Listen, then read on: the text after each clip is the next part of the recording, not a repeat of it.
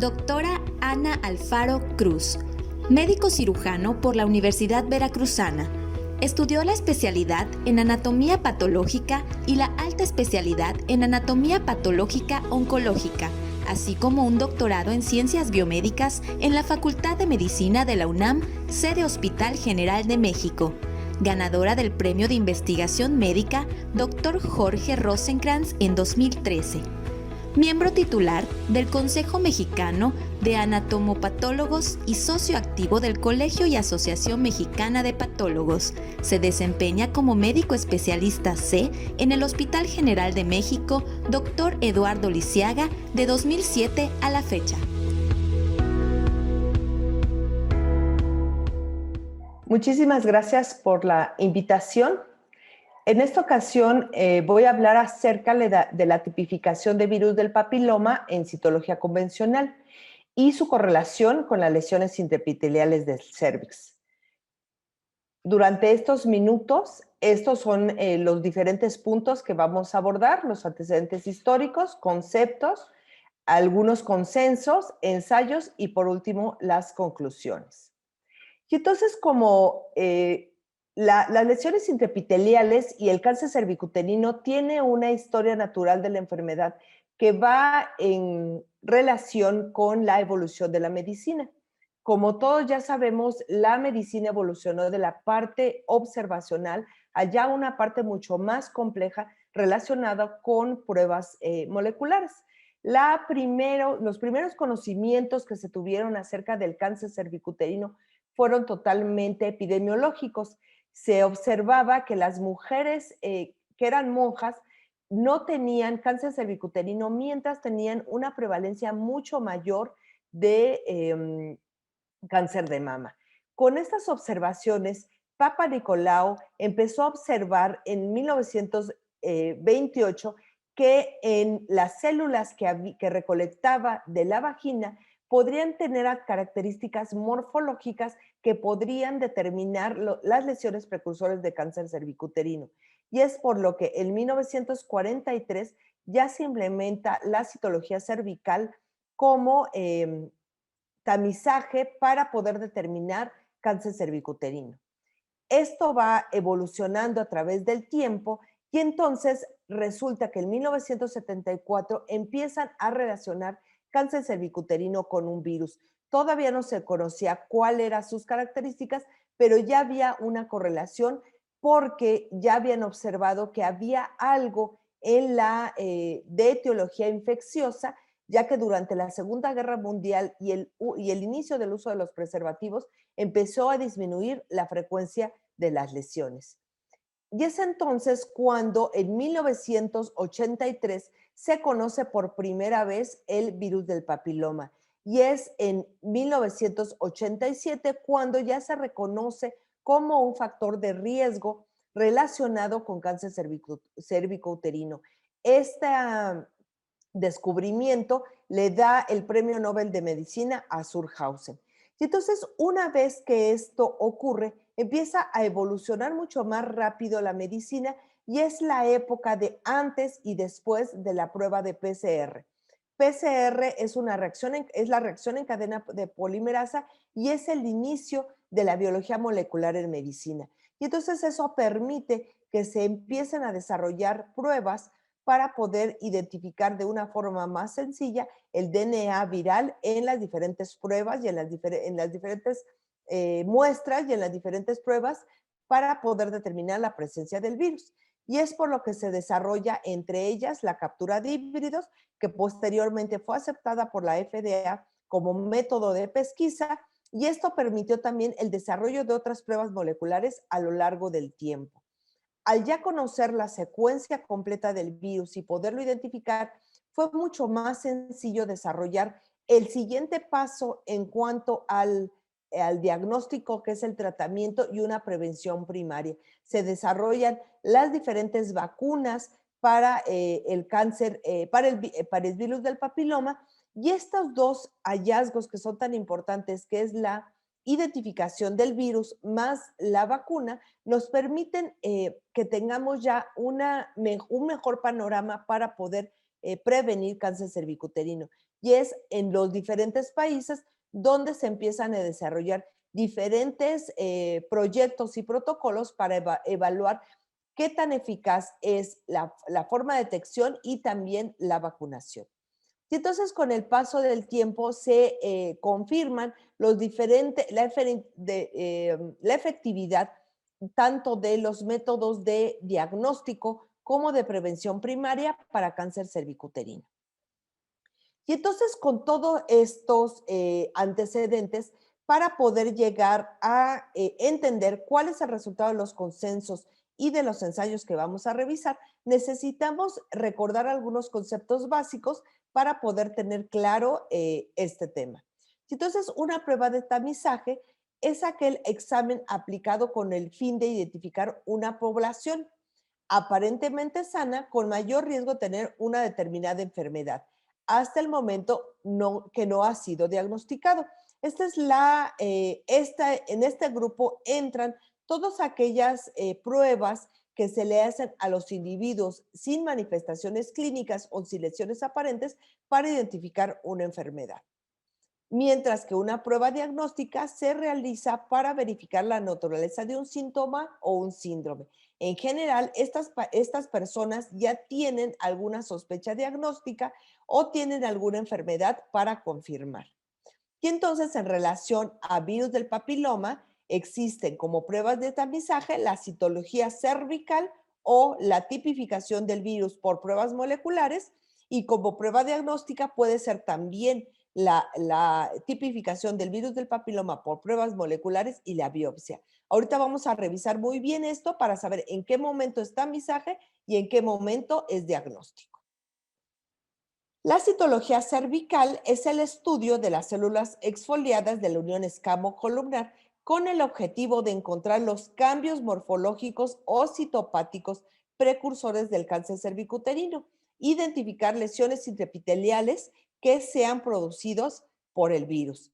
Mientras que las pruebas moleculares de PCR o tipificación, estas son técnicas de biología molecular que tienen como objetivo amplificar un fragmento de DNA o de ARN viral como para poder identificar un tipo específico con una gran probabilidad. Como podemos observar, su objetivo es diferente. En uno vemos los cambios morfológicos y en el otro solamente vamos a ver el virus. En uno vemos ya las modificaciones celulares por el virus y en el otro solamente la infección. Y entonces, dependiendo de en qué etapa nos encontremos, vamos a poder evaluar de cada prueba la calidad de información provista. Esto se lleva a través de la sensibilidad y especificidad. La sensibilidad es la probabilidad de que un individuo enfermo tenga un resultado positivo. Es la proporción de verdaderos positivos. La sensibilidad de una prueba nos dice qué tan factible ese individuo está realmente enfermo. Mientras que la especificidad es la probabilidad de que un individuo sano presente un resultado negativo. Es la proporción de verdaderos negativos. Quiere decir que si esta prueba es negativa, la persona es realmente sana. Por otra parte, hay otros calificativos de la exactitud diagnóstica, que es el valor predictivo. Esto depende estrechamente de la prevalencia de la enfermedad en una población.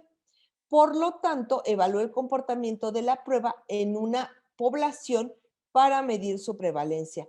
Esto es muy importante para muchas pruebas moleculares. Resulta que hay pruebas moleculares que la mayoría tienen alta sensibilidad y especificidad, pero su valor predictivo va a variar dependiendo de qué tan prevalente o cuántos individuos positivos van a tener la prueba. Esto lo vamos a entender muy fácilmente en este cuadro. Por ejemplo, en el caso de influenza, influenza tiene un periodo estacional. El periodo estacional está en relación a invierno y es cuando este virus empieza a tener mucha mayor prevalencia en la población. Y entonces, aunque las pruebas de tipificación de influenza tienen alta sensibilidad y alta especificidad, su valor predictivo va a variar dependiendo de la época del año en que estemos. Por ejemplo, en diciembre, donde más de la mitad o alrededor de la mitad de la población podemos estar en contacto con el virus, su valor predictivo es muy positivo, es muy alto. Esto quiere decir que es más factible llegar a un diagnóstico verdadero de positividad.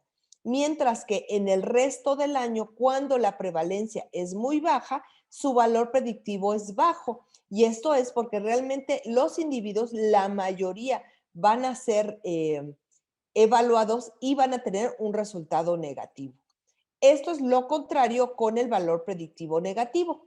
Por ejemplo, en épocas del año donde no hay mucha prevalencia del virus, vamos a tener un valor predictivo negativo bajo. Esto quiere decir que vamos a tener pocos falsos negativos, mientras que en prevalencias donde hay en caso de que hay poca prevalencia en el resto del año, su valor predictivo negativo es muy alto.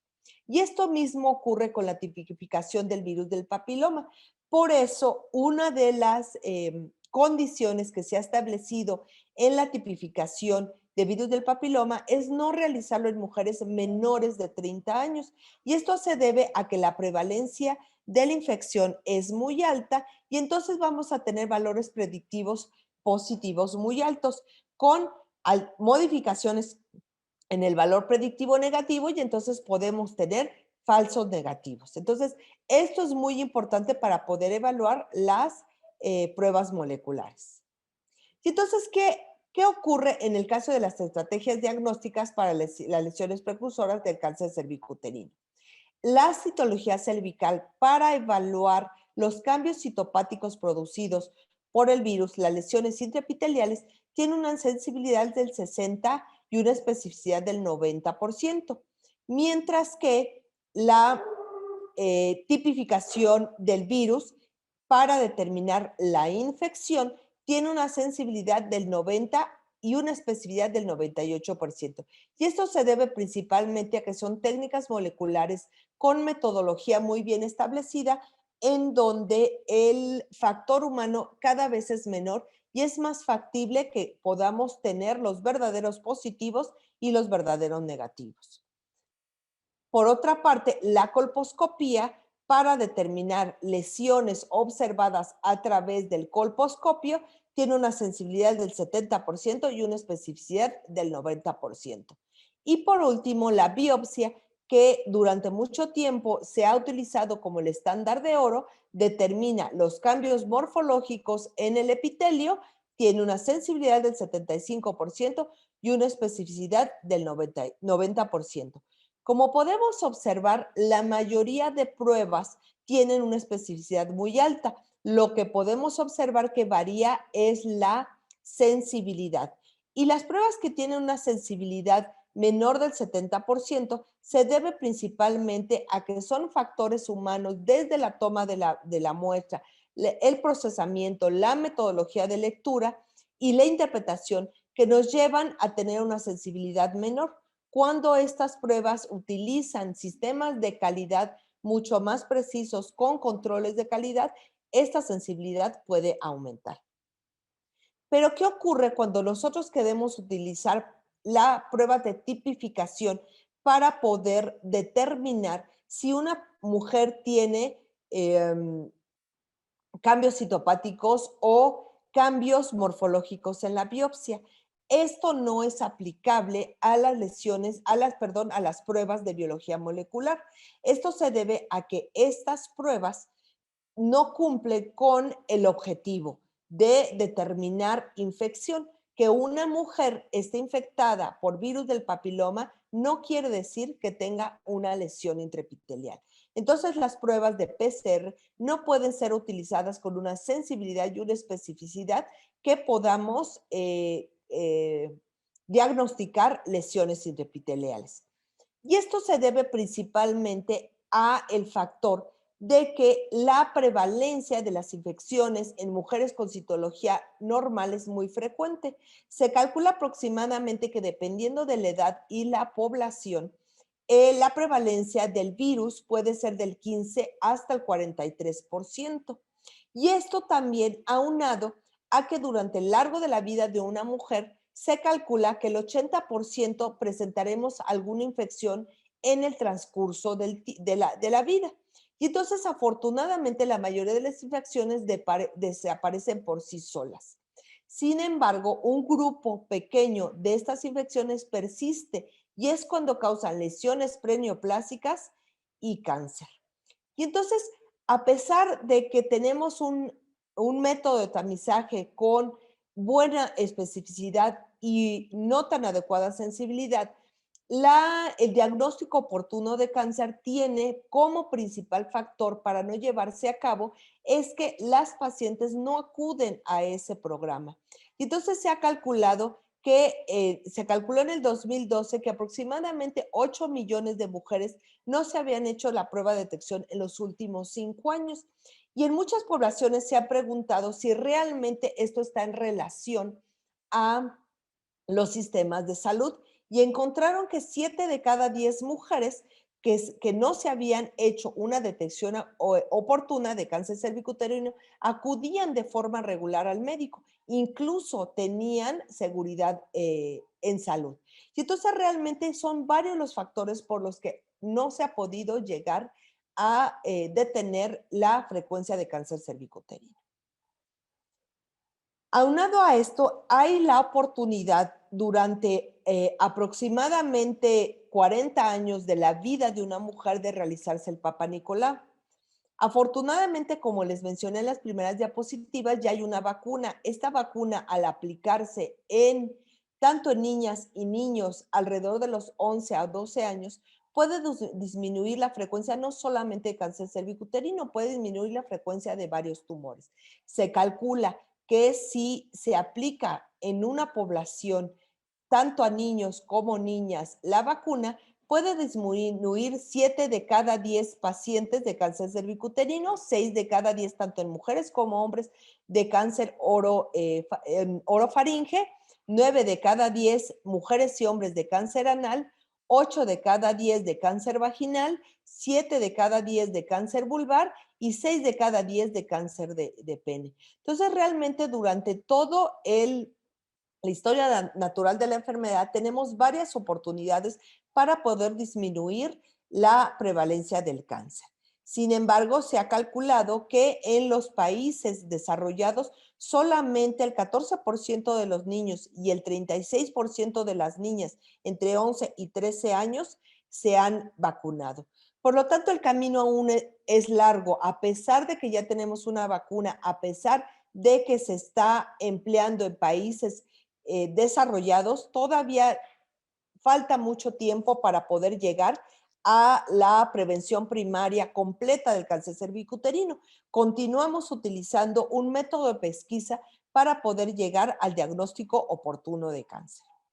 Y entonces es por eso que necesitamos revisar cuáles son las diferentes metodologías y cómo se llega a la tipificación para poder entender cuál de los métodos y tipificación o citología son los adecuados que debemos de realizar en los pacientes.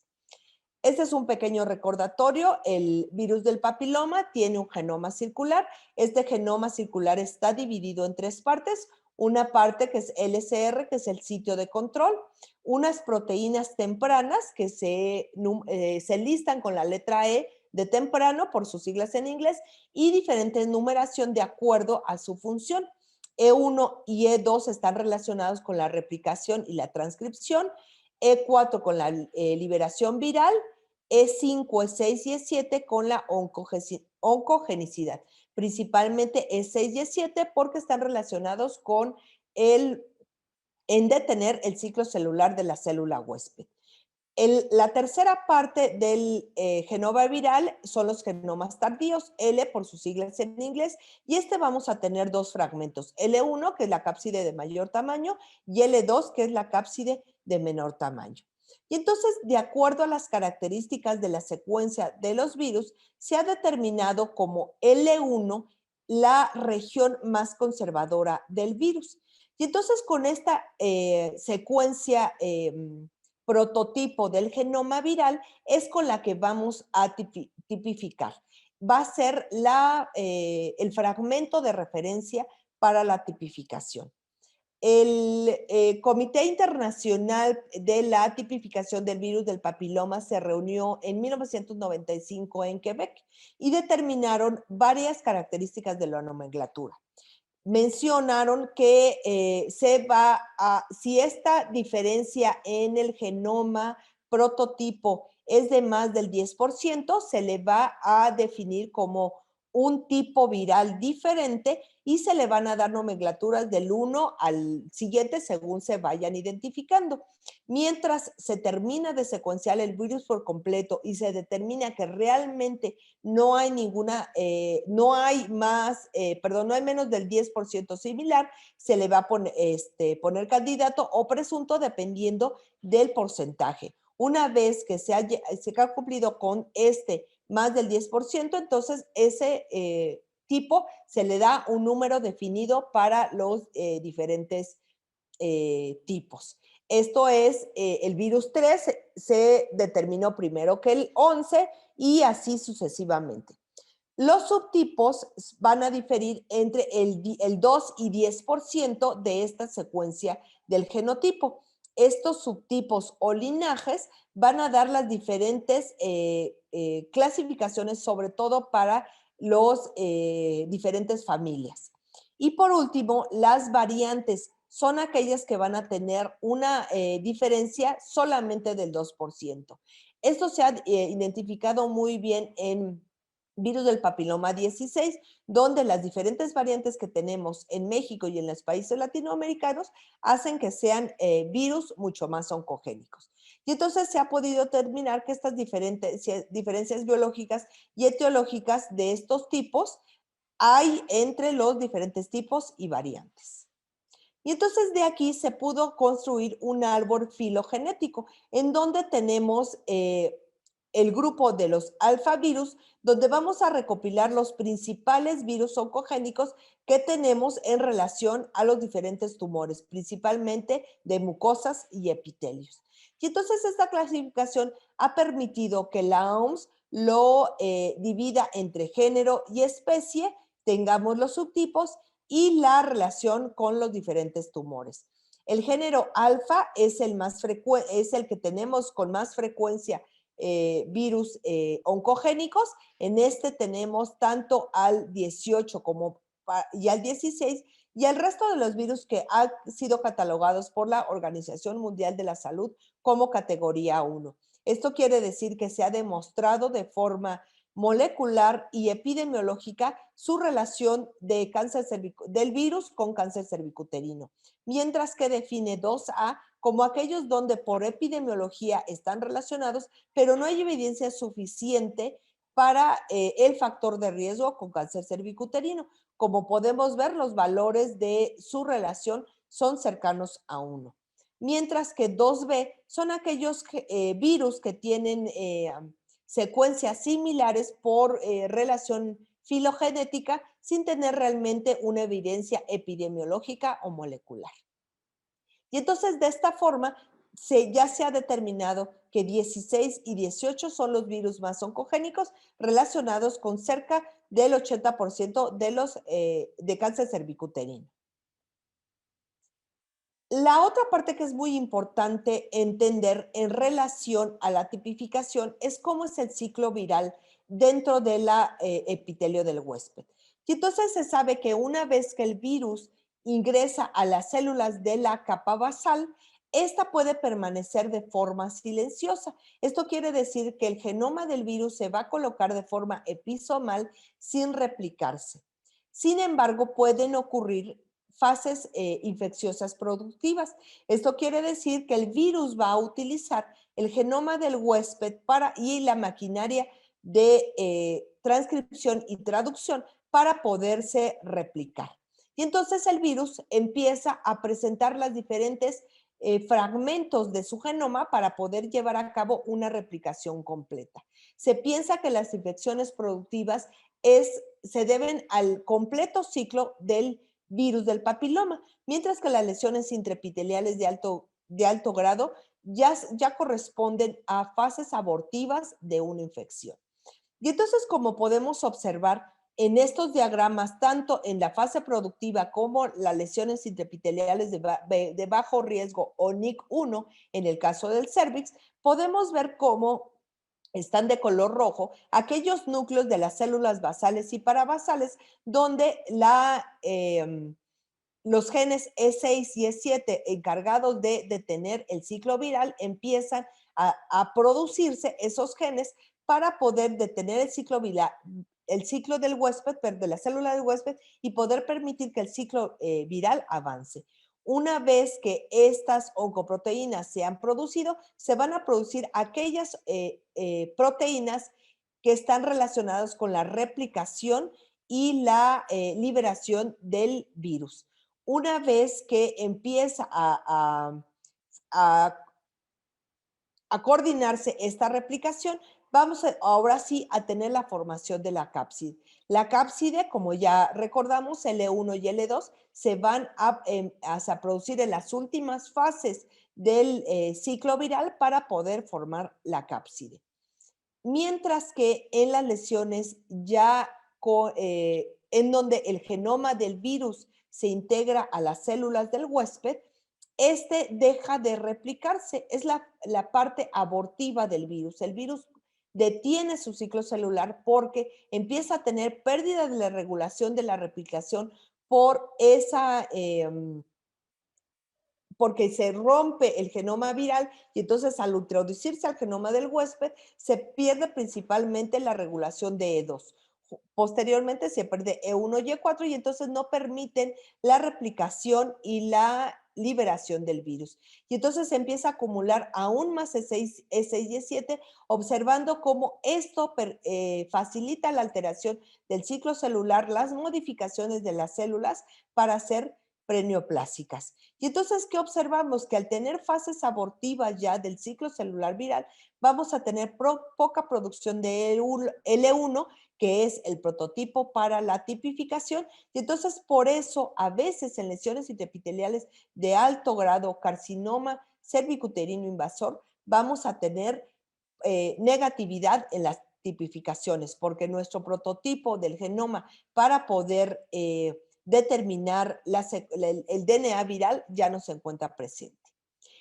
Además de esto, resulta que a través de los diferentes estudios del ciclo celular viral, han observado que L1 y L2 tiene mucha importancia en la introducción del virus a la célula.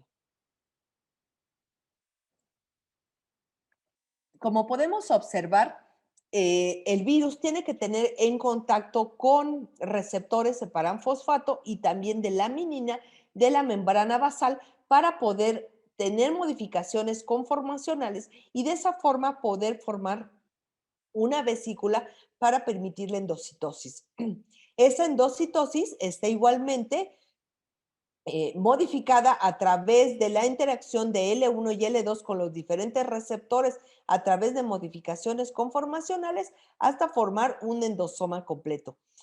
Una vez que este endosoma se forma, permite a través de modificaciones enzimáticas la liberación de L1 y L2.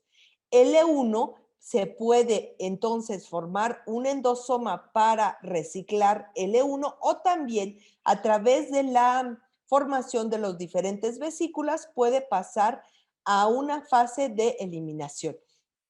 Y entonces perderse la proteína L1 en proporción para poder entonces tener suficiente proporción de tipificar. Esto no quiere decir que el virus no esté presente. Como podemos observar, las partículas virales aún se encuentran de la célula del huésped, pero ya no formando su cápside y solamente van a estar en contacto con L2.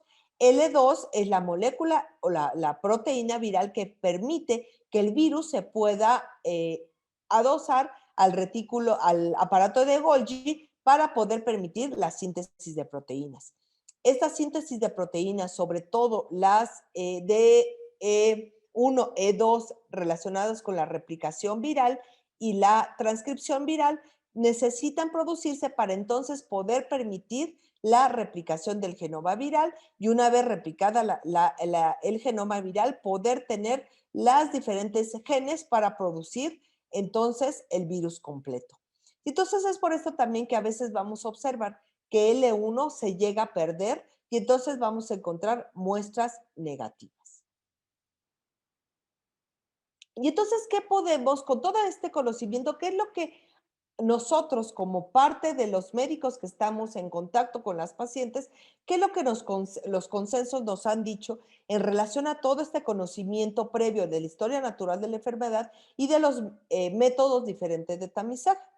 El primer consenso fue de estos tres, fue en el 2012 cuando el proyecto LAST se publica en relación a la estandarización de la terminología de todo el tracto genital inferior. Y entonces voy a leer de forma textual de los tres consensos algunos enunciados que me parecieron muy importantes durante esta revisión. Y entonces menciona el proyecto LAST que cada muestra biológica e histológica es solo una representación estadística de la verdadera biología de la paciente. Cuanta más muestras o datos clínicos se tengan disponibles, es más precisa la evaluación de la verdadera biología de la paciente. Y esto es muy importante porque esto lo vamos a ver en el último consenso del tratamiento. La verdadera biología implica el riesgo de desarrollar cáncer en el momento actual y en menor medida el riesgo de desarrollar cáncer en el tiempo. El diagnóstico se puede mejorar al comparar el número diagnóstico con el número de categorías biológicamente relevantes y el uso de biomarcadores. El siguiente consenso actualizado fue el sistema Bethesda para el reporte de la citología cervical. Y entre uno de sus párrafos menciona en la conclusión que las guías de manejo de la citología cervical con resultados anormales se actualizaron tanto en el 2006 como en el 2012, con una mayor incorporación de la genotipificación de los virus de alto riesgo para el tamizaje y el seguimiento. Cuando la prueba de virus del papiloma se usa solo para la detección primaria, esto es muy importante, la citología cervical se ha propuesto como una prueba reflejo o de tamizaje para casos positivos que no son 16 y 18. Con una mayor aceptación de la vacuna contra el virus del papiloma y su efecto en la disminución de la prevalencia de las lesiones asociadas a 16 o 18, la interpretación de la citología cervical será aún más desafiante debido a la menor sensibilidad cuando la prevalencia de la enfermedad es baja. ¿Recuerdan esta tabla en donde poníamos el ejemplo de influenza? Esto se piensa que en un futuro va a ocurrir con cervix. Al disminuir las lesiones intraepiteliales por los dos principales virus relacionadas con lesiones de alto grado, vamos a disminuir más aún la sensibilidad de la prueba por la baja prevalencia de la enfermedad.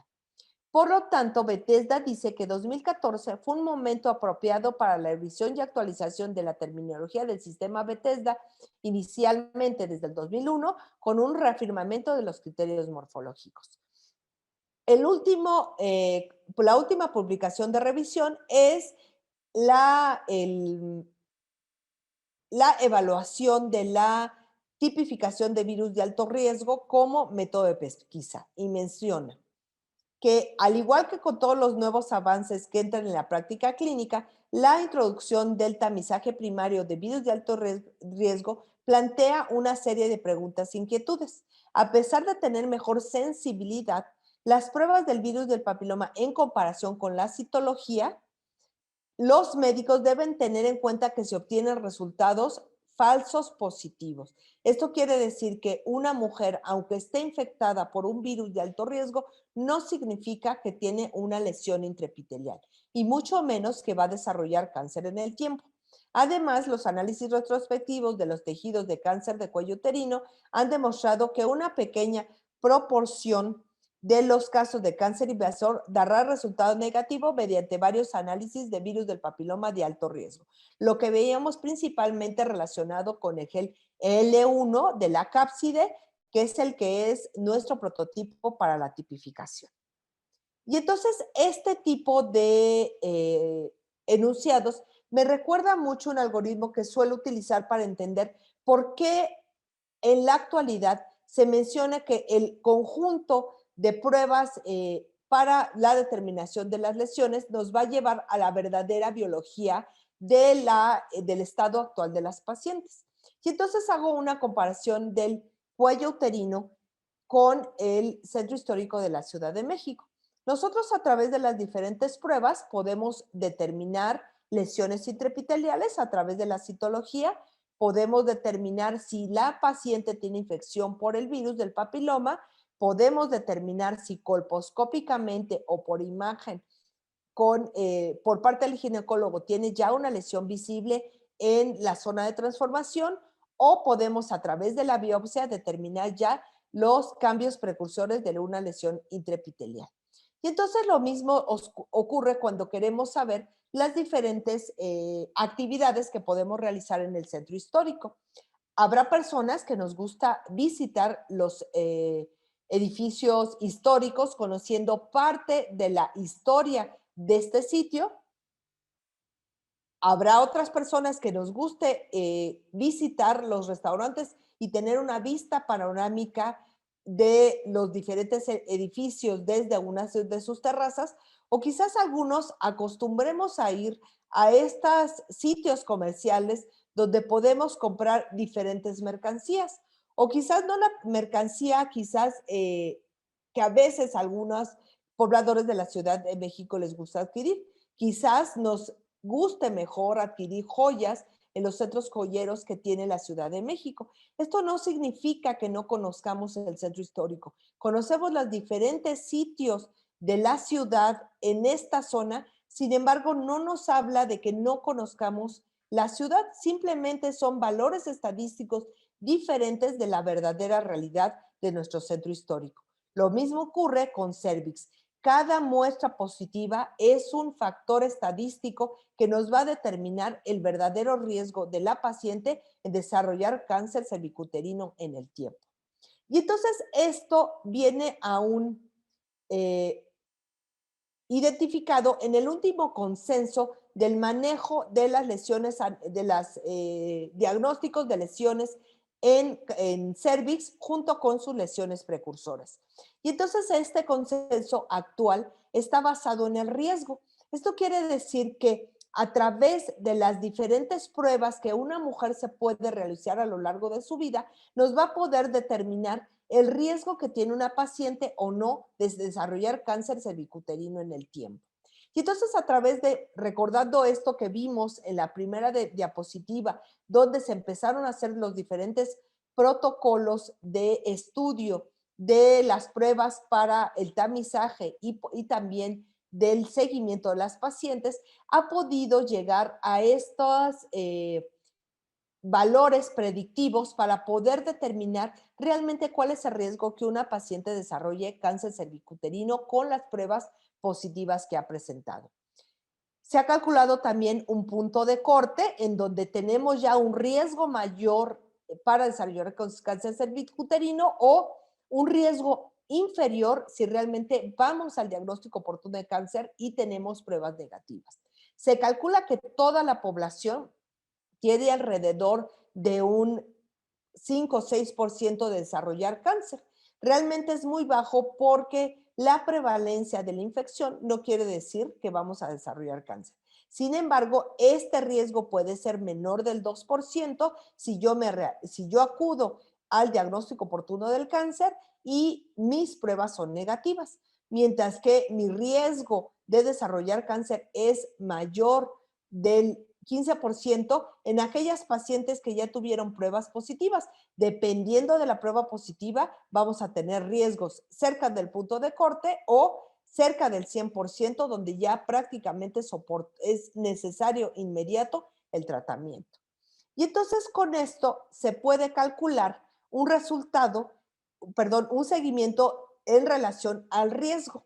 Dependiendo del resultado citológico o del resultado en la coprueba de las pruebas de tamizaje, podemos tener seguimientos inmediatos con colposcopías inmediatas, podemos tener citas a 6 a 12 meses, el tiempo que en una lesión intraepitelial de bajo grado o una tipificación, una positividad del virus sin lesión va a desaparecer, o incluso citas en 3 años cuando sabemos que no tenemos de forma confirmada a través del COTES ni lesiones ni infección por virus del papiloma. o incluso podemos llegar a citas en 5 años. Esto va a depender sobre todo del tamizaje. Pero y una vez que esa paciente fue tamizada y se determinó qué seguimiento va a tener, esto va a también tener relación a qué es lo que va a seguir. Algo que debemos de recordar en cuanto a las pruebas del virus de papiloma que yo le había mencionado es que no se deben de realizar en mujeres menores de 30 años. Y entonces en este consenso se identifica, de acuerdo a la citología, cuál es el seguimiento inmediato que debe de tener la paciente. Por ejemplo, si tenemos en la citología lesiones intraepiteliales de alto riesgo, porque esto nos lleva a un desarrollo de una lesión que seguramente puede evolucionar a cáncer cervicuterino, mientras que aquellas lesiones donde no son ASUS o menores como lesiones intraepiteliales de bajo riesgo, este seguimiento no se necesita hacer de forma apresurada porque podemos manejarla de forma conservadora. ¿Qué es lo que ocurre cuando tenemos pruebas del papiloma positivo? Esto va a estar muy en relación a las copruebas. La prueba del papiloma como prueba de tamizaje no se puede dejar, sobre todo cuando tenemos pruebas positivas, porque que sea positiva no significa que no tenga una lesión o tampoco quiere decir que es negativa. Nos ayuda muchísimo a determinar bajos riesgos de desarrollo de cáncer cervicuterino, aumentando el intervalo de seguimiento, porque son pacientes que en ese momento difícilmente van a evolucionar a cáncer cervicuterino porque estas son pruebas negativas. Por otra parte, una vez que tenemos colposcopía, esto nos ayuda también a tener quizás un tratamiento inmediato, sobre todo cuando vemos lesiones intraepiteliales, poder además realizar la biopsia y poder tener la clasificación exacta de las lesiones. Este tipo de tratamiento basado en riesgo también nos va a poder dar la pauta en qué es lo que vamos a seguir post tratamiento o post colposcopía. Este consenso nos permite individualizar mejor el tratamiento de las pacientes, sobre todo para disminuir, teniendo como objetivo principal el disminuir el riesgo de cáncer cervicuterino cuando tenemos lesiones intraepiteliales de alto grado. Entonces, esto ha permitido que de una forma mucho más individual se pueda llevar el seguimiento y tratamiento de las personas con cáncer cervicuterino. Y entonces, ¿qué es lo que ocurre una vez que se han identificado este tipo de ensayo? Resulta que en todo el mundo se han hecho muchísimos ensayos relacionados a la correlación de virus del papiloma y las lesiones intraepiteliales. Uno de ellos, y es uno de los más grandes que se han hecho en América Latina, es el que se llevó a cabo en el instituto, coordinado por el Instituto de Salud Pública y el doctor Eduardo Lascano. Es parte de un proyecto y leo textual el objetivo del estudio.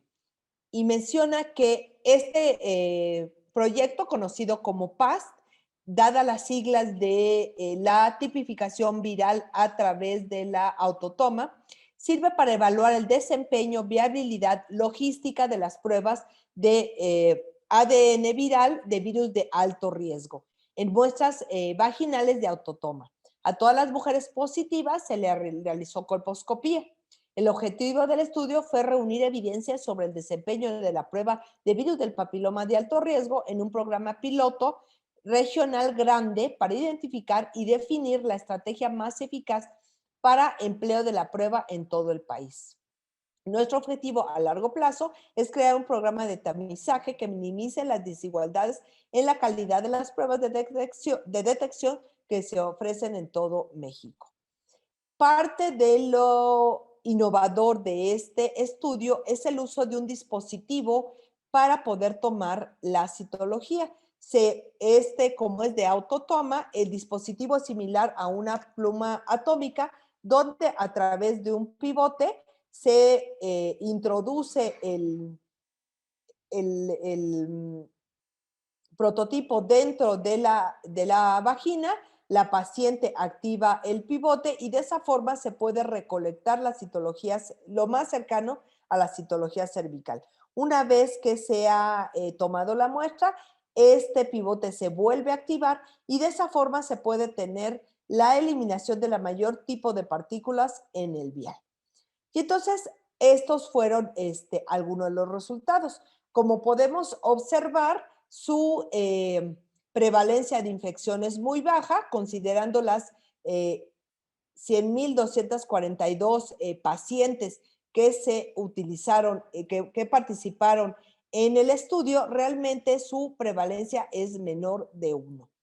Algo que cabe mencionar es que en este artículo se pueden volver a agrupar los resultados.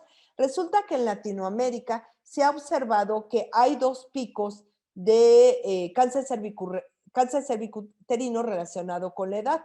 Por eso en la población latina hay pacientes mayores de 65 años con cáncer cervicuterino. Y se piensa que esto está en relación a que hay 2 picos de mayor prevalencia. Uno es posterior a la inicio de vida sexual activa, donde vamos a ver la mayor frecuencia de lesiones intraepiteliales precursoras, sobre todo las de bajo grado, mientras que en mujeres mayores de 50 años podemos ver esta segunda prevalencia aumentada de lesiones intraepiteliales que posiblemente explique por qué en mujeres mayores de 65 años continuamos viendo cáncer cervicuterino. Otra de las aportaciones que hace este estudio es que evalúa factores de riesgo para presentar lesiones intraepiteliales. Como se ha visto, el tipo de empleo, el nivel socioeconómico y la educación de las pacientes es un factor de riesgo para tener mayor proporción de prevalencia del virus. Esto no quiere decir que sea mayor proporción de desarrollar cáncer. Esto es solamente la infección. Otro parámetro muy importante, y yo creo que es el riesgo de mayor peso para desarrollar lesiones, es no acudir al diagnóstico oportuno de cáncer. Aquellas mujeres que no han acudido al tamizaje tienen mayor probabilidad de desarrollar lesiones intraepiteliales de alto grado. Quiere decir que de forma oportuna no se determinaron las infecciones precursoras y en la persistencia de la infección desarrollaron lesiones intraepiteliales. La otra parte que ya se ha visto es que el número de parejas también está relacionado con el mayor desarrollo de lesiones intraepiteliales, sobre todo por este factor relacionado con la infección del agente etiológico. Y otro punto que habla este estudio es qué piensan las pacientes relacionadas con la toma de la muestra. Resulta que la mayoría de las pacientes, sobre todo de todo el grupo, dijeron que estaban muy de acuerdo en hacerse autotomas y que en el siguiente estudio ocuparían este mismo método. Muy diferente para aquellas pacientes que fueron positivas. La aceptación es prácticamente igual y menor en relación a las pacientes en general. Entonces, esto habla quizás de características ideológicas y esto mismo se ve reflejado en los países europeos. En los países europeos también se han hecho ensayos de autotomas y las mujeres europeas piensan que es mejor que alguien profesional les tome las muestras. Esto es el algoritmo en cómo se fueron clasificando las pacientes. Se tuvieron pudieron participar 100.242 pacientes. Estas pacientes se tipificaron por completo, encontrando una prevalencia de la positividad del virus del 10.8%. Esto hay que recordar que está en relación con la edad de las pacientes. Esta es población abierta y entonces refleja entre el 14 y el 50% de la prevalencia del virus, dependiendo de la edad de las pacientes y de las poblaciones. Algo que podemos mencionar es que, y es importante, es que vemos la frecuencia en la que se diagnostican lesiones dependiendo del grupo. Muy pocas lesiones de alto riesgo se encontraron en las pacientes negativas, mientras que una mayor proporción de lesiones intraepiteliales de alto riesgo se encontraron en las pacientes positivas. Recordando esta parte que ya hemos hablado, que que la infección por virus del papiloma no significa que vamos a desarrollar lesiones y que podemos tener lesiones negativas a la tipificación dependiendo del tipo de la muestra. Desafortunadamente, como todos estos estudios de mucho trabajo y reclutamiento de muchas pacientes, hay pérdidas importantes en el seguimiento de las pacientes. Estas pérdidas hacen que no podamos tener realmente un estadístico confiable al hacer el análisis final de los estudios. Podemos observar también que en este estudio prácticamente de forma independiente de cuántas pacientes fueron negativas y cuántas pacientes fueron positivas, se hizo la misma proporción de biopsias. Se tomaron aproximadamente 10% de las biopsias en mujeres negativas y 13% de las biopsias en mujeres positivas, teniendo como resultado en las pruebas, en las biopsias como negativas o no precursoras para cáncer cervicuterino en el 92% cuando se trataban de muestras negativas y siendo un riesgo para desarrollar lesiones en pacientes positivas del 15%. Como podemos observar, el que se haga de forma inicial la tipificación viral puede aumentar un poco a determinar las lesiones precursoras para cáncer cervicuterino. Y entonces eso demuestran en la tabla 2 de los resultados. Aquí cabe mencionar un punto muy importante. La sensibilidad que se mide en este estudio no solamente es utilizando la prueba de autotoma de virus del papiloma de alto riesgo. Esta prueba fue validada y fue utilizada en COTES tanto con citología, con colposcopía y con biopsia. Entonces realmente no demuestra la sensibilidad y especificidad real para la determinación de lesiones intraepiteliales con la prueba. Incluso podemos ver en el estadístico que la sensibilidad cruda es mucho más alta a la sensibilidad ajustada cuando vemos realmente lo que se obtiene al tener pruebas positivas de tipificación en relación a al diagnóstico histológico. Esta sensibilidad es prácticamente muy similar a una citología cuando utilizamos parámetros más estandarizados de una calidad de la muestra. Mientras que, como en todas las pruebas que ya hemos visto, la especificidad es muy alta. ¿Qué ocurre con los valores predictivos? Observemos que en este caso, al ser por población abierta y tener una prevalencia del 10%, los valores predictivos para poder determinar verdaderos positivos es muy baja, porque vamos a tener un valor predictivo negativo cerca del 100%, porque la mayoría de pacientes no van a tener lesiones intraepiteliales. Recordemos que aproximadamente el 1% de las pacientes tuvieron positividad al virus del papiloma. Este mismo tipo de ensayos los hicimos en el Hospital General de México desde el 2004, cuando se empezaron a hacer un banco de tumores para poder determinar algunos marcadores tumorales.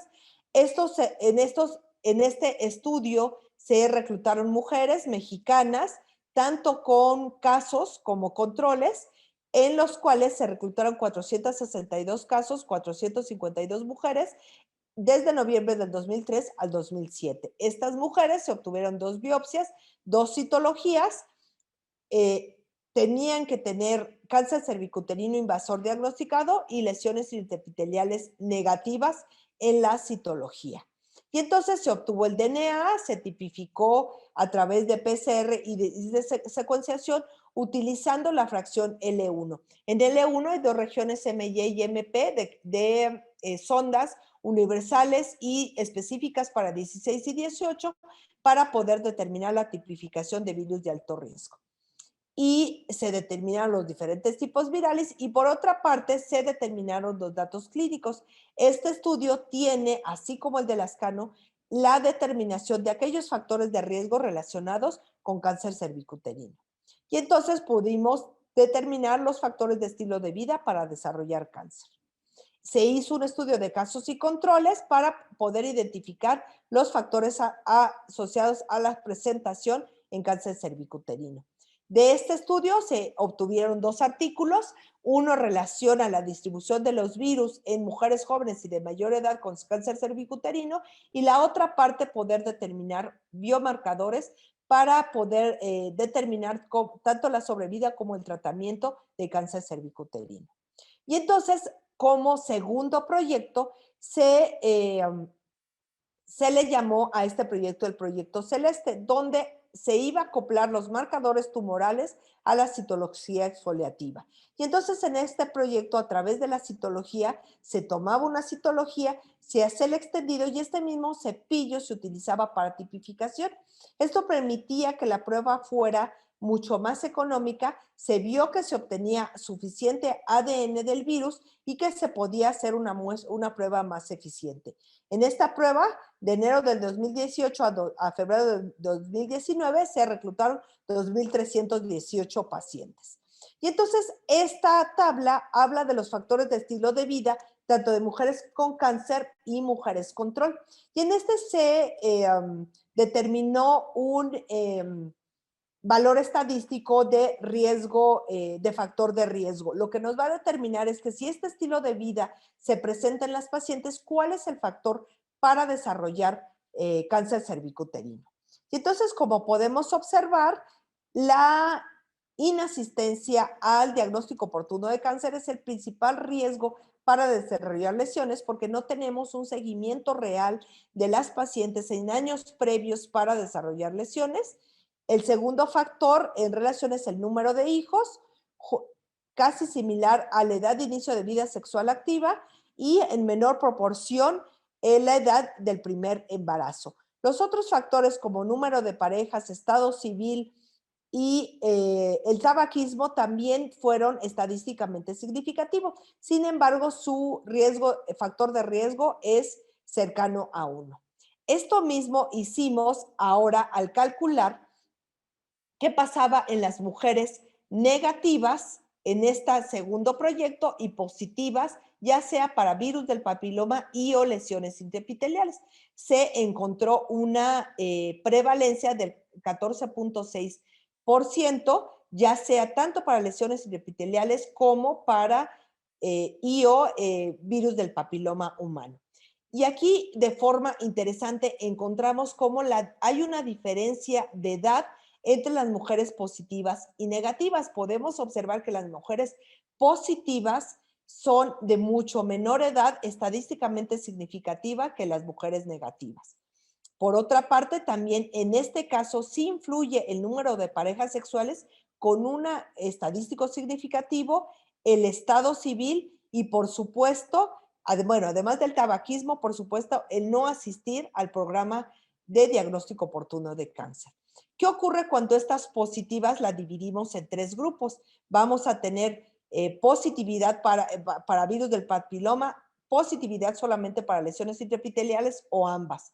Podemos observar efectivamente que todavía son mucho más jóvenes las pacientes positivas y con lesiones intraepiteliales y que el número de parejas sexuales también es un factor de riesgo para esta presentación junto con el estado civil.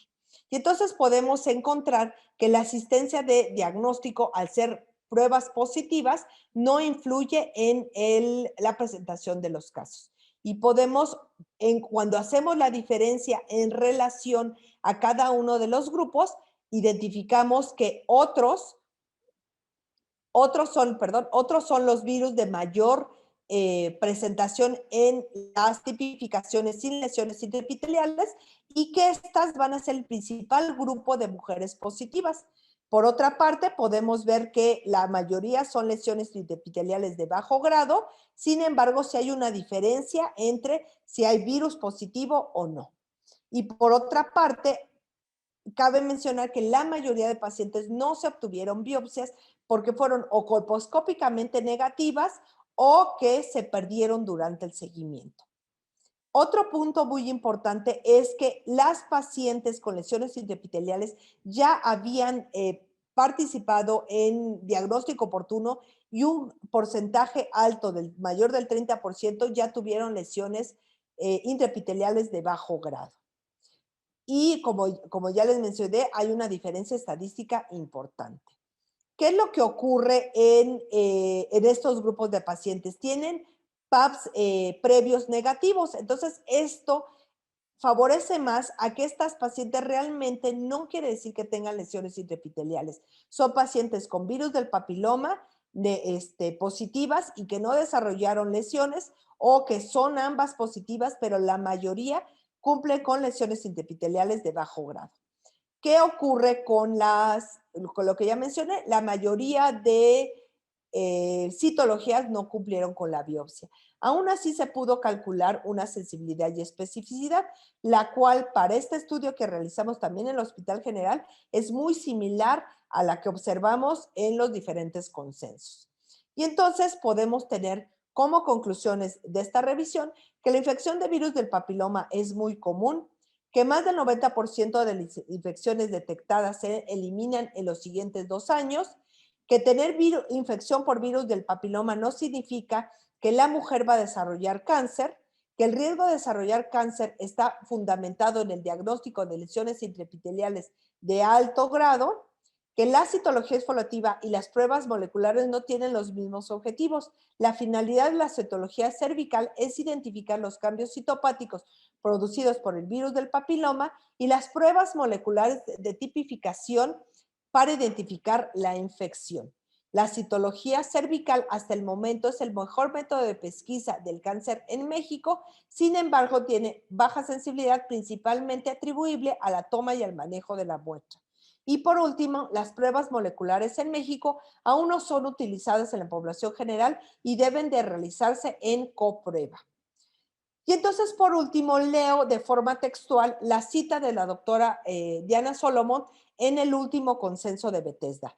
Dada la reciente preocupación por la desaparición de la prueba de Papa Nicolau, a pesar de que cumple con su función como prueba primaria de detección del cáncer cervical, junto con la tipificación del virus del papiloma y otras pruebas de biomarcadores, la citología cervical sigue siendo el programa de prevención del cáncer más exitoso que se haya ideado. Su especificidad seguiría siendo la mira de los futuros ensayos de detección, incluidos los de las mujeres que han recibido la vacuna contra el virus del papiloma. Muchas gracias.